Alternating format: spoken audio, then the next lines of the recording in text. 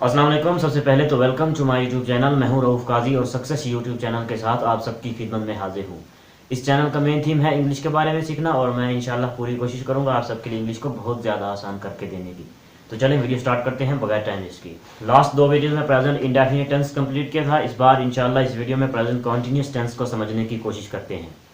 देखें, present tense का मतलब फ़िलहाल और कॉन्टीन्यूस का मतलब जारी, यानी जारी रखना। जो काम दौरानिये में है अभी उसको हम कॉन्टीन्यूस कहते हैं, यानी फ़िलहाल जारी।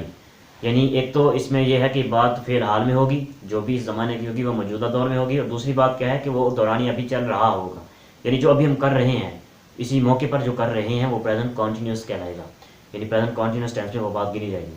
इसके ज़रा बैकग्राउंड को समझने की कोशिश करते हैं कि मसलन इस तरह का फिक्रा होता कैसे है। मसलन मैं बैठा हूँ, पानी पी रहा हूँ, तो रहा हूँ आ गया ना, मतलब मैं पानी पी रहा हूँ यानी भी पी रहा हूँ, पी नहीं चुका, या मैंने पानी पीता हूँ नहीं कह रहा हूँ, क्योंकि वो तो नॉर्मली रोज़ाना बंदा पीता है तो प्रेजेंट इंडेफिनिट टेंस का फिक्रा होता है। लेकिन जो बात अभी मैं कर रहा हूँ, यानी मतलब मैं चल रहा हूँ, मैं भाग रहा हूँ, मैं सो रहा हूँ, ये सब प्रेजेंट कॉन्टीन्यूस टेंस में आते हैं। या फिर आप यूँ कह लें कि प्रेजेंट कॉन्टीन्यूस टेंस में ऐसे फिक्रात आते हैं जो चीज़ हम अभी ज़िंदगी के साथ लेके चल रहे होते हैं। बाज़-औक़ात मसलन मैं कह सकता हूँ कि मैं जी रहा हूँ। अब जी रहा हूँ, एक बंदा ये तो नहीं कह सकता मैं जीता हूँ, क्योंकि कोई एतबार नहीं ज़िंदगी का, ज़िंदगी अल्लाह के हाथ में है, वो कभी भी ख़त्म हो सकती है। लेकिन मैं फ़िलहाल तो जी रहा हूँ, तो ये चीज़ यानी जो अभी चल रही है, दौरान जिसका है, यानी अभी मेरी ज़िंदगी है मौजूद, तो मैं जी रहा हूँ। या फिर मैं जनाब मुल्तान जा रहा हूँ, तो मैं असल में मुल्तान शहर से हूँ, तो इसलिए ज़रा मुल्तान शहर आ गया। कोई भी शहर जा मतलब है, किसी भी मिसाल को आप ले सकते हैं। या फिर मैं रावलपिंडी जा रहा हूँ, मैं जनाब इंडिया जा रहा हूँ, मैं पाकिस्तान जा रहा हूँ, यानी मैं कहूँ कि जी मैं खा रहा हूँ, उसके बाद जनाब मैं भाग रहा हूँ या मैं बाइक चला रहा हूँ। ये सब ये फ़िक्रे जो दौरानी में शो कर रहे होते हैं, यानी जो अभी काम कंप्लीट नहीं हो रहा लेकिन हम कर रहे हैं उसको, तो वो प्रेजेंट कॉन्टीन्यूस टेंस में आता है। तो जैसा कि उर्दू से इंग्लिश ट्रांसलेशन के दौरान हमें पता होना चाहिए कि ये फ़िक्रा कौन से ज़माने से मुंसलिक है, तो ऑब्वियसली प्रेजेंट कॉन्टीन्यूस टेंस की भी एक पहचान है उर्दू फ़िक्रे की, यानी हमें पता होगा ये प्रेजेंट कॉन्टीन्यूस टेंस का फ़िक्रा है, तभी हम उसको ट्रांसलेट कर पाएंगे। तो देखते हैं इसकी पहचान की तरफ। यानी फ़िक्रे के आखिर में रहा है, रही है, रहे हैं, रहा हूँ, रही हूँ, यानी वगैरह इस तरह का फ़िक्रा आता है। यानी जिस फ़िक्रे के आखिर में रहा है आ जाए या रही हूँ आ जाए, रहा हूँ, यानी इस तरह का फ़िक्रा आ जाए जिसके आखिर में ये लफ्ज़ हो, तो मतलब वो हम कहेंगे ये प्रेजेंट कॉन्टीन्यूस टेंस का फ़िक्रा है। तो ये होगी उर्दू की पहचान। इसकी मिसाल की तरफ गौर करते हैं। मसलन मैं जा रहा हूँ, तो ये देखें रहा हूँ एंड पे है, तो मतलब प्रेजेंट कॉन्टीन्यूस टेंस का फ़िक्रा है। रही रही है, यानी आमने सो रही है, तो ये भी कॉन्टीन्यूस टेंस का फ़िक्रा है। या फिर वो लिख रहे हैं, ये भी प्रेजेंट कॉन्टीन्यूस टेंस का फ़िक्रा है। यानी ये बात ज़ाहिर होगी कि जब जिस फ़िक्रे के आखिर में रहा है या रहा हूँ, रहा के बाद है, हूँ, हाँ, यानी इस तरह का फ़िक्रा हो तो प्रेजेंट कॉन्टीन्यूस टेंस का फ़िक्रा है। अब इसको ट्रांसलेट करते हैं, इंग्लिश ट्रांसलेशन की तरफ गौर करते हैं कि प्रेजेंट कॉन्टीन्यूस टेंस का फ़िक्रे को इंग्लिश ट्रांसलेशन के दौरान क्या क्या करना पड़ेगा। उससे पहले आपसे थोड़ी सी रिक्वेस्ट है कि मेरे चैनल को सब्सक्राइब कर लीजिए और साथ में बेल आइकन को प्रेस कर लीजिए, ताकि आपको हर आने वाली जो नई अपडेट है आपको मिल सके। तो प्रेजेंट कॉन्टीन्यूस टेंस के फ़िक्रे को ट्रांसलेट करने के लिए उसके फॉर्मूले की तरफ गौर करते हैं, देखते हैं। सबसे पहले सब्जेक्ट इस्तेमाल होगा, उसके बाद इज़, एम या आर, इन तीनों में से एक लफ्ज़ इस्तेमाल होगा। उसके बाद जनाब वर्ब की पहली फॉर्म आएगी और वर्ब की पहली फॉर्म के साथ आईएनजी लगा देनी है, और उसके बाद ऑब्जेक्ट लगाकर फ़िक्रा कंप्लीट हो गया। अब इसमें क्या है, सब्जेक्ट का हमें पता है कि कौन सा होता है, वो हम यानी ढूंढ सकते हैं, पहले पढ़ चुके हैं। तो इज़ कहाँ लगना है, एम कहाँ लगाना है या आर कहाँ लगाना है, इसमें यानी इसको समझने की कोशिश करते हैं। देखें, सबसे पहले हमने सब्जेक्ट लगा दिया। अब सब्जेक्ट को देखना है, सब्जेक्ट सिंगुलर है, प्लूरल है, आई है, यू है, ये क्या है। उसके बाद हम इज़, एम या आर लगा सकते हैं, उसके बाद तय होगा। तो इज़ अगर यानी कहाँ इस्तेमाल होगा, अगर हमारा सब्जेक्ट सिंगुलर सब्जेक्ट हो, यानी वाहिद हो हमारा सब्जेक्ट। मसलन वाहिद में क्या है, ही आ गया, शी, इट, आसिफ, अली, आलिया, यानी आरिफ, सिंगल नाम आ जाए, ही, शी, इट आ जाए, तो वो सिंगुलर सब्जेक्ट हैं जैसे हम जानते हैं। तो इज़ हमारा इस्तेमाल होगा वहाँ पर जहाँ मतलब सिंगुलर सब्जेक्ट होगा। तो अगर इज़ का इस्तेमाल हमें पता चल गया, उसके बाद एम देखते हैं, एम कहाँ लगेगा। एम हमेशा आई के साथ लगता है, यानी एम हमेशा सब्जेक्ट आई के साथ इस्तेमाल होगा। जहाँ सब्जेक्ट आई आ गया और प्रेजेंट कॉन्टीन्यूस टेंस का फिक्रा है, तो उसकी यानी सब्जेक्ट के बाद हम एम लगाएंगे।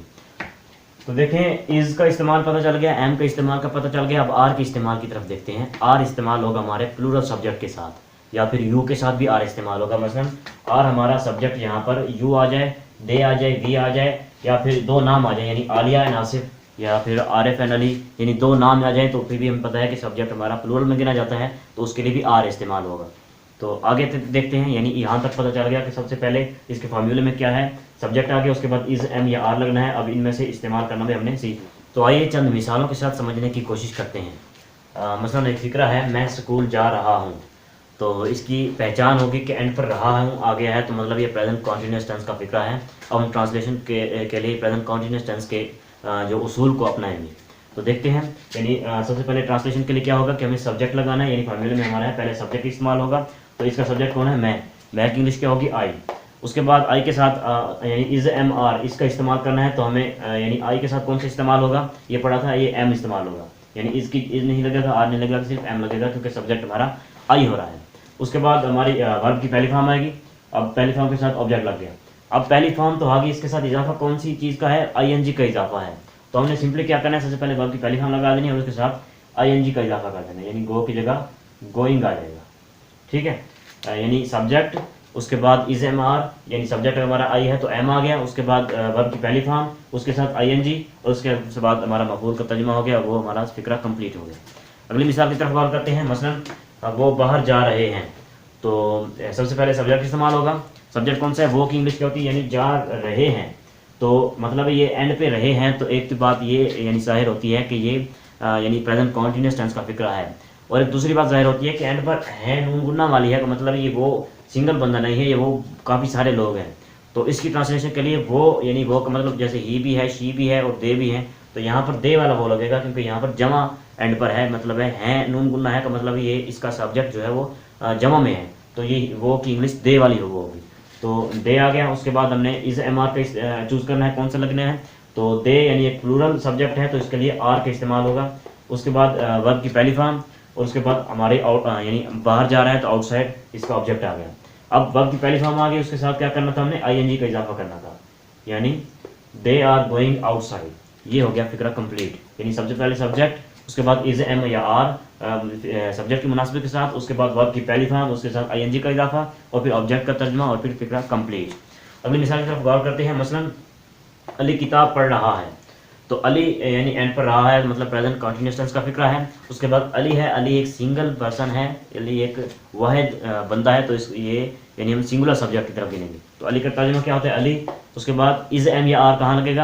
यानी इज हमारा लगेगा सिंगुलर सब्जेक्ट के साथ, तो अली सिंगुलर है तो उसके साथ इज लग गया। उसके बाद वर्ब की पहली फॉर्म, उसके बाद ऑब्जेक्ट, लेकिन वर्ब की पहली फॉर्म के साथ क्या करना था? आईएनजी का इजाफा करना था।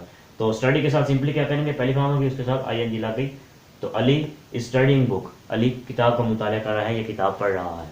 अगली मिसाल की तरफ गौर करते हैं। मसलन चोर भाग रहा है, ठीक है, अब एंड पर रहा है मतलब प्रेजेंट कॉन्टीन्यूस टेंस का फिक्रा है, और चोर की इंग्लिश होती है थीफ, है यानी सिंगल वाला है, तो मतलब ये एक ही चोर है।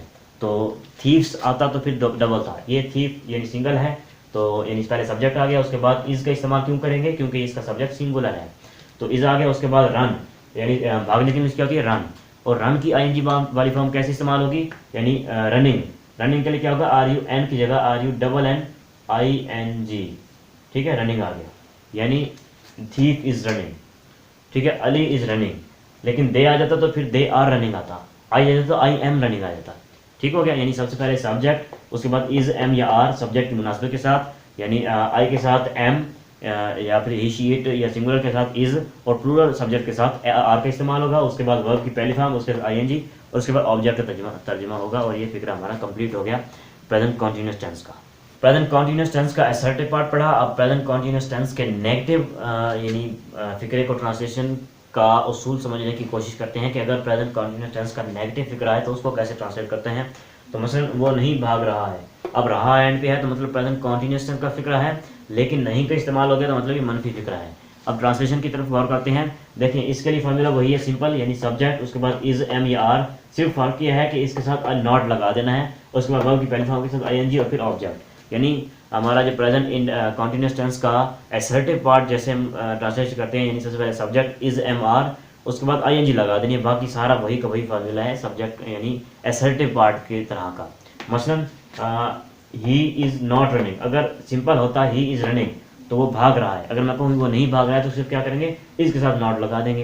या फिर कहूँगे आई एम गोइंग, मैं जा रहा हूँ, तो अगर मैं कहूँ मैं नहीं जा रहा हूँ तो आई एम नॉट गोइंग, यानी एम के साथ नॉट लगा देना है, बाकी वही आईएनजी वाली फॉर्म लगा देनी है। या कहूँ कि वी आर गोइंग राइटिंग, तो हम लिख रहे हैं, अगर मैं कहूँ कि हम नहीं लिख रहे हैं यानी नेगेटिव हिस्सा बनाना हो तो क्या करेगा? आर के बाद नॉट लगा देंगे। या फिर कहें कि जी आसिफ इज़ ईटिंग, आसिफ खा रहा है। अगर मैं कहूँ कि आसिफ नहीं खा रहा है तो क्या कहेंगे, आसिफ इज़ नॉट ईटिंग। तो सिर्फ यानी फॉर्मूला क्या है, इसमें चेंजिंग क्या है, सबसे पहले सब्जेक्ट हो गया, उसके बाद इज़ एम या आर हो गया, लेकिन उसके बाद नॉट लगाकर बाकी सारा का सारा आईएनजी वाली फॉर्म और फिर ऑब्जेक्ट अगर है तो वो लगा देना और फिक्रा कंप्लीट हो गया। तो प्रेजेंट कॉन्टिन्यूस टेंस को इंटेरोगेट करने के लिए क्या करना पड़ेगा, मसलन अगर प्रेजेंट कॉन्टिन्यूस टेंस का फिक्रा सवालिया में आ जाए तो उसको कैसे ट्रांसलेट करेंगे, उसका फॉर्मूला क्या होगा। तो सिंपली क्या करेंगे, इज़ एम आर को शुरू में लिख देंगे और उसके बाद यानी सब्जेक्ट के मुनासबत के साथ इज़ आएगा या एम आएगा या आर आएगा, यानी सबसे पहले इज़ एम आर, फिर सब्जेक्ट, फिर वर्ब की पहली फॉर्म आईएनजी, ऑब्जेक्ट और उसके बाद सवालिया निशान, फिक्रा कंप्लीट। मसलन इज़ ही राइटिंग, उसके बाद सवालिया निशान, मतलब सबसे पहले इज़ आ गया या एम या आर, लेकिन इज़ क्यों आ रहा है, क्योंकि सब्जेक्ट हमारा ही है तो सिंगुलर है तो उसके साथ इज़ आ रहा है। उसके बाद सब्जेक्ट आ गया, उसके बाद वर्ब की पहली फॉर्म के साथ आईएनजी, उसके बाद ऑब्जेक्ट तो यहाँ नहीं है तो यहाँ पे सिर्फ यानी सवालिया निशान आ गया, फिक्रा कंप्लीट हो गया। दूसरा क्या फिक्रा है, एम आई गोइंग, तो आई मतलब अगर आता सिंपल तो आई एम गोइंग, लेकिन यहाँ क्या कह रहा है एम आई गोइंग, तो मतलब है ये प्रेजेंट अपना कॉन्टिन्यूस टेंस का सवालिया पार्ट है। इसमें क्या हो गया, एम को शुरू में ला लिया, उसके बाद सब्जेक्ट आ गया, उसके बाद गो के साथ आईएनजी वाली फॉर्म, उसके बाद हमारा सवालिया निशान। अगर आ जाए आर यानी आर यू लिविंग, तो ये भी सवालिया निशान है, क्या तुम जा रहे हो। तो क्या होगा कि यानी सबसे पहले आर आ गया, उसके बाद यू, यानी अगर इसका उर्दू में यानी फिक्र है क्या तुम जा रहे हो, तो ट्रांसलेशन क्या करेंगे, सवालिया निशान है क्योंकि तो हमने इज़ एम आर को शुरू में लाना है, यानी आर को शुरू में ला दिया, उसके बाद सब्जेक्ट लगाना है, उसके बाद लीव ये पहली फॉर्म है, उसके साथ आईएनजी की फॉर्म आईएनजी लगा देनी है, उसके बाद सवालिया निशान आ गया। तो प्रेजेंट कॉन्टिन्यूस टेंस का बहुत ज़्यादा इजी टेंस है ये। इसमें क्या होगा, सबसे पहले सब्जेक्ट यानी असर्टिव पार्ट में क्या था, सब्जेक्ट लगाना है, उसके बाद वर्ब की पहली form sorry is am are, subject के बाद इज़ एम आर, फिर वर्ब की पहली फॉर्म के साथ आईएनजी और फिर ऑब्जेक्ट, फिक्रा कंप्लीट। इसका नेगेटिव कैसे बनाया हमने कि सबसे पहले सब्जेक्ट, उसके बाद इज़ एम आर और नॉट, और उसके साथ नॉट लगा देना है, फिर उसके बाद वर्ब की पहली फॉर्म के साथ आईएनजी वाली फॉर्म और उसके बाद ऑब्जेक्ट लगा कर फिक्रा कंप्लीट। इसका सवाल कैसे कर रहे हैं, सिर्फ और सिर्फ क्या कर रहे हैं, सिर्फ इज़ एम आर को सब्जेक्ट से भी शुरू में ला रहे हैं, उसके बाद सब्जेक्ट आ गया, उसके बाद वर्ब की पहली फॉर्म के साथ आईएनजी और ऑब्जेक्ट है तो लगाकर हमारा सवालिया निशान आ गया। अब अगर आ जाए कि प्रेजेंट कॉन्टिन्यूस टेंस का इंटेरोगेटिव नेगेटिव में आ जाए, यानी सवालिया में माइनस आ जाए, तो उसको कैसे ट्रांसलेट करेंगे। मसलन मैं कहूँ कि यानी क्या तुम नहीं लिख रहे हो, तो सवाल यानी क्या का मतलब आ गया कि ये प्रेजेंट कॉन्टिन्यूस टेंस का फिक्रा है सवालिया, एंड पर रहा है तो रहे हो मतलब ये कॉन्टिन्यूस टेंस का फिक्र है, लेकिन क्या आ गया तो मतलब ये सवालिया है, लेकिन नहीं लफ्ज़ भी है इसमें, तो क्या करेंगे, इज़ के साथ नॉट लगा देंगे, यानी इज़ नॉट ही राइटिंग, क्या वो नहीं लिख रहा है। या कहूँ कि एम आई गोइंग, मैं क्या मैं जा रहा हूँ, लेकिन कहूँ कि क्या मैं नहीं जा रहा हूँ, तो क्या होगा, एम के साथ नॉट लगा देंगे, यानी सवालिया माइनस में क्या होगा, यानी इज़ एम या आर के साथ नॉट लगा देंगे, उसके बाद सब्जेक्ट, फिर वर्ब की पहली फॉर्म आईएनजी और ऑब्जेक्ट और फिर सवालिया निशान। तो कोई मुश्किल वाली बात नहीं है इसमें, ये सिंपल सेंटेंस है। तो आज की वीडियो थी प्रेजेंट कॉन्टिन्यूस टेंस के बारे में। प्रेजेंट कॉन्टिन्यूस टेंस तीनों पहलू से पढ़ लिया, यानी उसका असर्टिव, नेगेटिव और इंटेरोगेटिव कंप्लीट हो गया। अब अगली वीडियो प्रेजेंट कॉन्टिन्यूस टेंस की नहीं बल्कि उससे अगले टेंस की बारी आएगी। तो इंशाल्लाह ये मैं उम्मीद करता हूँ आपको अच्छे से समझ आई होगी। अगर समझ ना आए तो वीडियो को थोड़ी बार बार देखेंगे, अगर फिर भी समझ ना आए तो कमेंट्स में अपनी फीडबैक, अपने सवाल, अपना ख्याल में जो कुछ भी आप ज़रूर बताइएगा। इंशाल्लाह मैं आपके जो मुंतज़र रहूँगा आपके सवालात का। और इंशाल्लाह इस वीडियो को देखें, अगर अच्छी लगे लाइक कीजिएगा और मेरे चैनल को सब्सक्राइब कर दीजिए, बेल आइकन प्रेस कीजिए ताकि आपको आने वाली नई अपडेट मिल सके। तो तब तक के लिए अल्लाह हाफ़िज़।